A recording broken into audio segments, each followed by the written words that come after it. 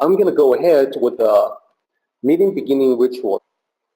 起立，面向佛堂，参加三鞠躬、一鞠躬、再鞠躬、三鞠躬，参加各位点传世一鞠躬，开班一鞠躬，请坐下。Please be seated. Well, hello, everyone. It's wonderful to be able to speak with you again today. It was wonderful to hear Bill's presentation, and I just want to say on the subject of Bill's presentation, I want to echo something he said, and that's that the $10 I spent on Tao initiation was the best bang for my buck I ever got. I completely agree with him. For $10, really even before I spent $10, it changed my life. So just want to echo that. I agree with him, what he said so much. So today, my presentation is entitled Useful and Useless. And of course, that's day 19 of the Tao of Joy Every Day, the Shoe Tree. Hopefully I'm pronouncing that correctly. I want to start out by pointing out that in the Tao of Joy, Derek summarizes a story from Shangzu called the Shoe Tree, or about a shoe tree, I should say. But in Derek's most recent book, which is The Tao of Happiness, which is both a book, a physical book, and an audio book, for those of you who didn't know, if you prefer to listen to books rather than read them through your eyes. That's available on Audible. But there's a story in the Tao of Happiness, Life Lessons from Shangzu, called Useful and Useless as well. And Derek tells the story about the shoe tree in depth there. And so I wanted to point that out to everyone. So if you'd like to read the actual story, it's there, it's available.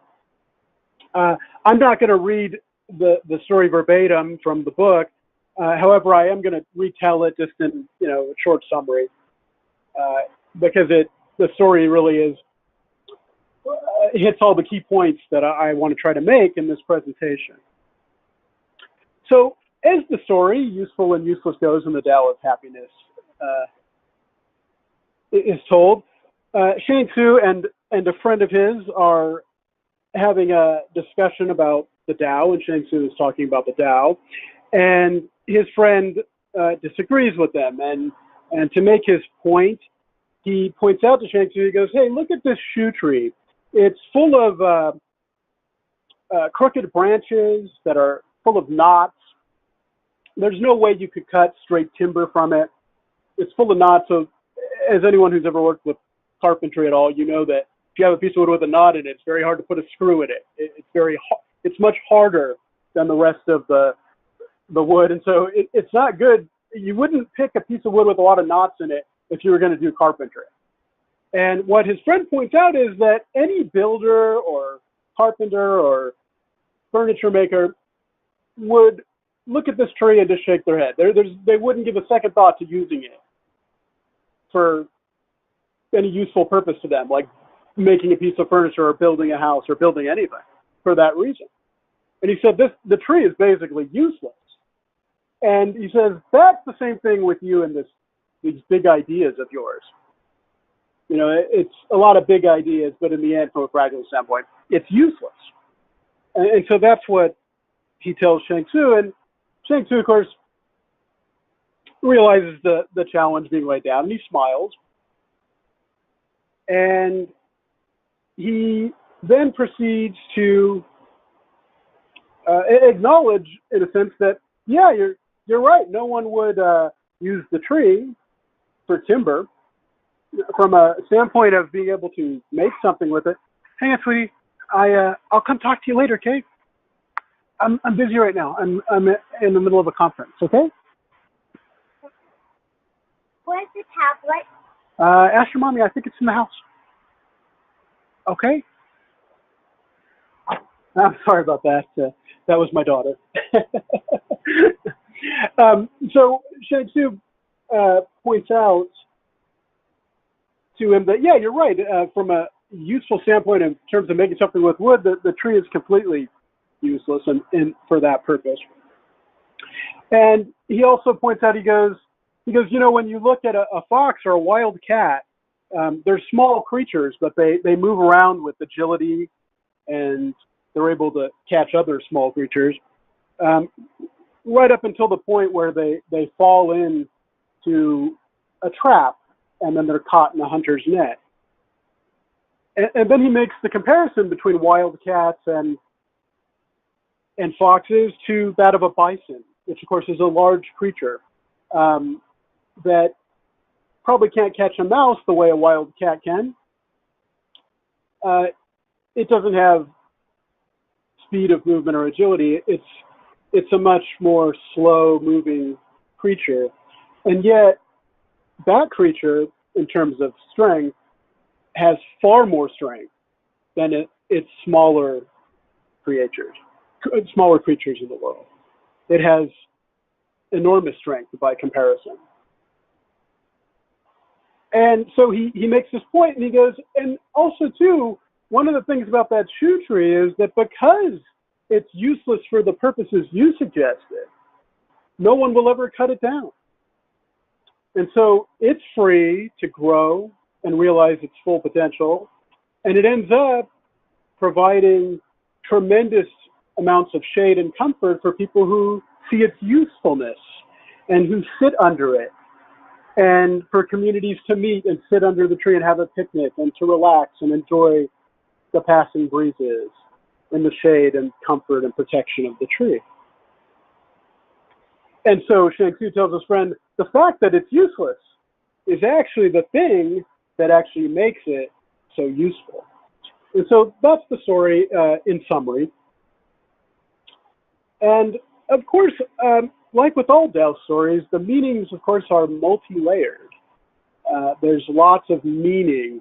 This story is fraught with meaning, actually, on different levels. So, in thinking of this story and the different levels that it can apply to, the first one I'd like to talk about is spirituality itself. Because this story about the shoe tree, it makes an excellent analogy for the Tao itself, especially compared to,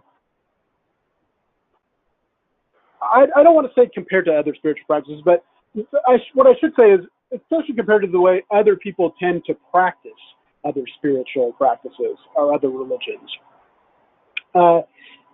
Because often it's not really the religion that's the problem, it's the way people approach it. And by the way, you could do that with Taoism too. You could misunderstand it, and I think when you do that, you won't be practicing the authentic teachings, and you won't get the results that you could get when you practice correctly. But the shoe tree itself makes an excellent metaphor for the Tao in this sense, because, to someone who looks at things superficially, there's not a lot of comfort in the Tao, is there? Right? I mean, it's not like the Tao is going to forgive all your sins and that you just surrender your life to it and then you'll get some pie in the sky at some point when you die. It really isn't about that at all. In fact, the teachings are practically, no pun intended, but they're for practical living. They're for the here and now. They're for the present moment, for your life moment to moment. That's what the teachings are about. And so for people who approach it with superficial goals or a superficial agenda, and a lot of people do practice religion for superficial reasons. They want to appear pious. They want to appear virtuous. And, let me tell you, it's a lot easier to appear that way than it is to actually be that way. To actually be pious and devout and virtuous, and to kill your ego takes a lot of effort and something it doesn't come without a price. You do have to work at it. Now, I have to say that the teachings of the Tao work so well and they're so simple. They're broken down to simplicity itself that once you get into it, it becomes, I think, at least personally, I feel like it becomes easier and easier, despite the fact that I have a long way to go. But the Tao itself, of course, it's not for these superficial things. There's a deepness to it. As simple as it is, it breaks down these deep ideas of how to live your life in very simplistic terms. And that's its great use and its great advantage. And as, Bill pointed out in his talk, it's not like it's really well known here in the United States. I mean, we're a small group. This particular online meeting group, it's small, of course. But despite its size, it is far-reaching. And of course, in a way, there's an advantage to not being a widely known religion, in the sense that if you look at other religions, we see a lot of bad things done in their name. And I don't want to criticize the religions themselves, because I think there's a lot of good in religion, and I want to be fair about that, if practiced correctly. But a lot of it depends on the user. A lot of the difference between useful and useless is in the user, in the eye of the practitioner, or in the hands of the practitioner, maybe is a better way to say it.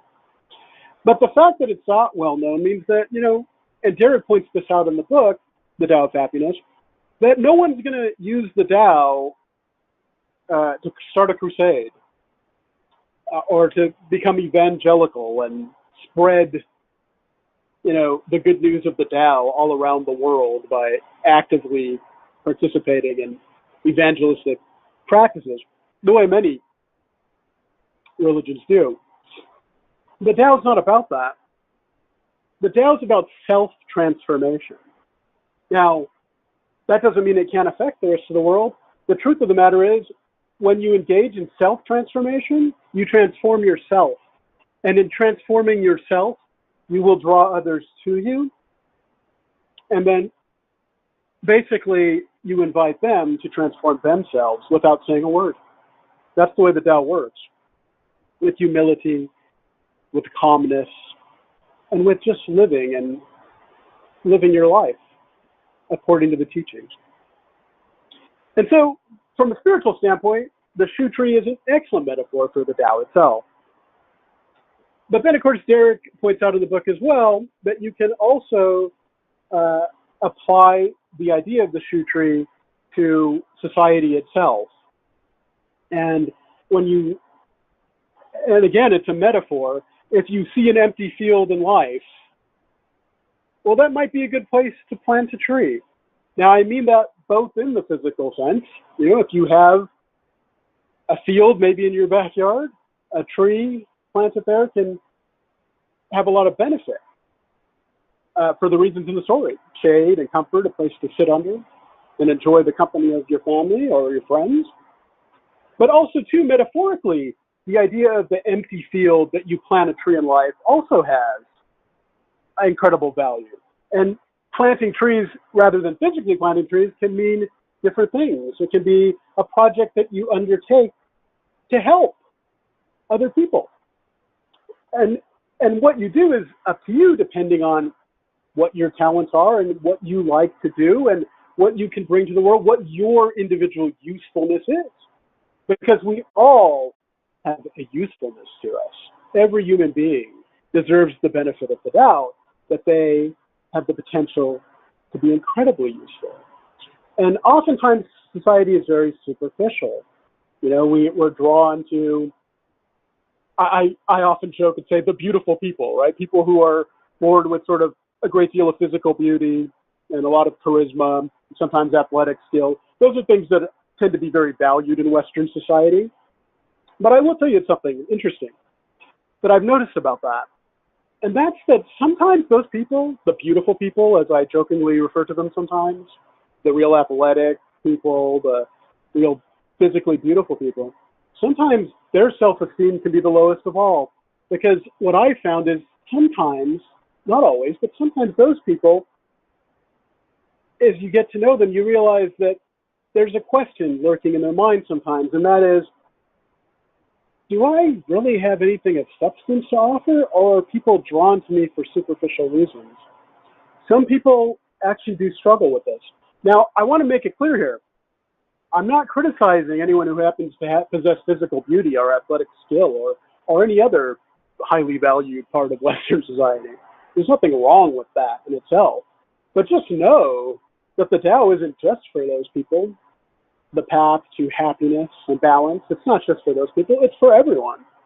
You know, even those of us who are less attractive, less charismatic, less athletic possibly. Maybe we're all those things, but my guess is if there are people in this room, like me, who aren't particularly attractive, definitely not athletic anymore. There was a time when I was more athletic, but not anymore. I certainly don't consider myself among the beautiful people of the world. But I realize that I have usefulness as well in the things that I am good at. And those are the things that I enjoy and that I focus on. And my focus is to be useful to the world around me. First with my family, and then of course to the people at work that I see every day, and then of course to the world beyond, which is, you know, for me it's being able to put these presentations together, not every week, but a lot of weeks, and to be able to share the insights that I've been able to apply to my life that have helped me so much. So the shoe tree, planting trees, planting things, doing things, realizing your own usefulness and fulfilling your destiny with whatever that usefulness is. That's one of the great appeals of the Tao. And of course, the third thing, and I sort of went into this already, but is, human beings itself. It's important to understand that everyone deserves dignity and respect, and that everyone has something to offer the world.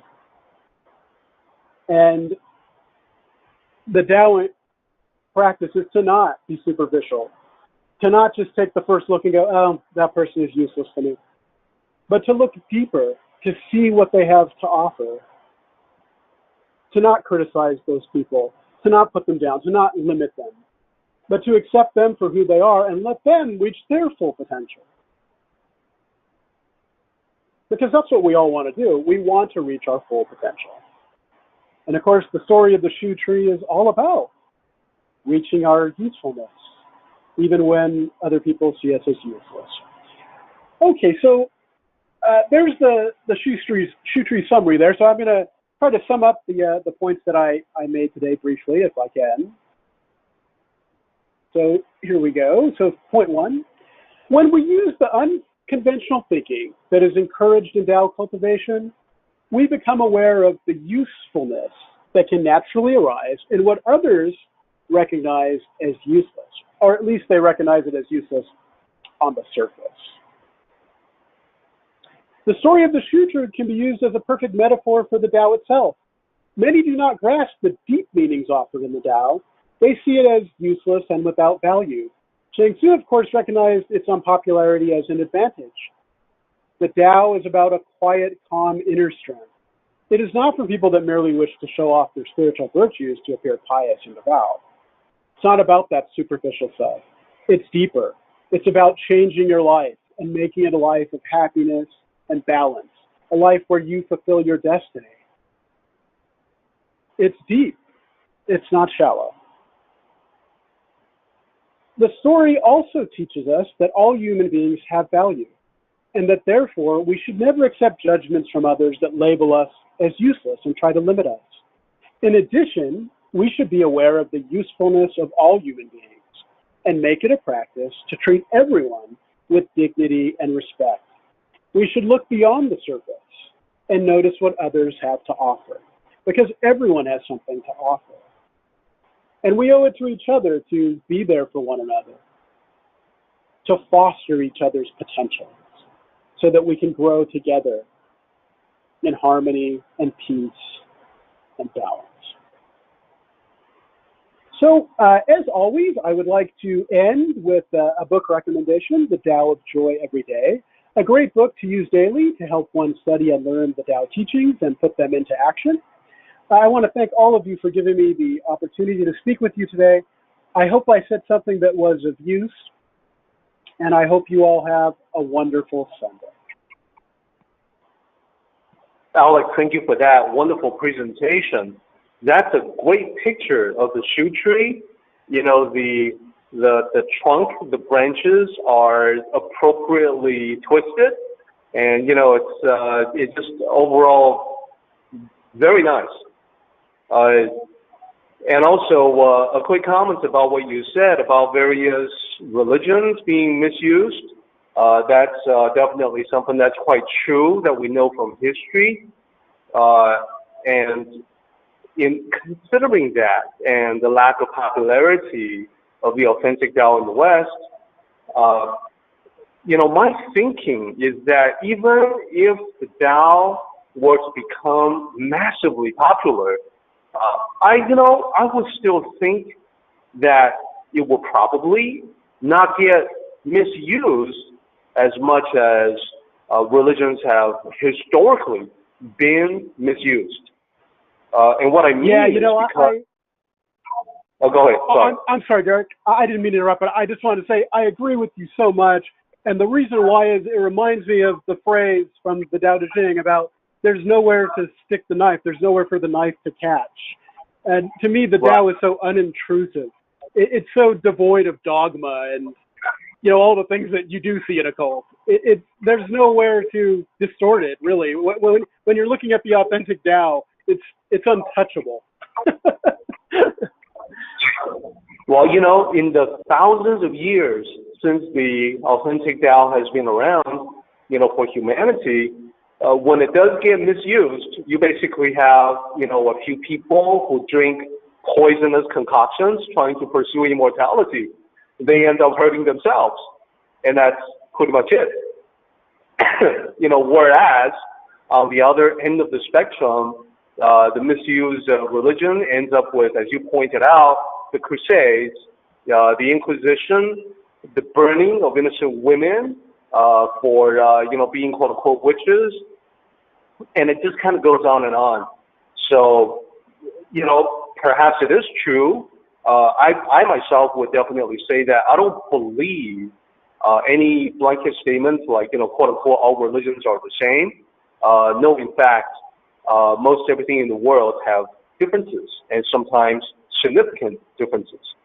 So it seems to me, exactly like what you're saying, the Tao seems to be the better path overall. You know, perhaps I am biased, but that's my opinion. I'm going to stick to it. Yeah, I certainly share that opinion with you.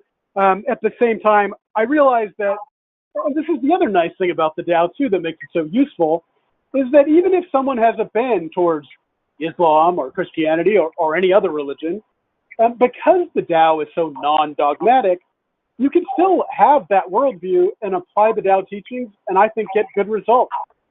And so I agree with you. It's not that religions are all the same, but, you know, like I said, sometimes the difference between useful and useless is all in the hands of the user. Indeed.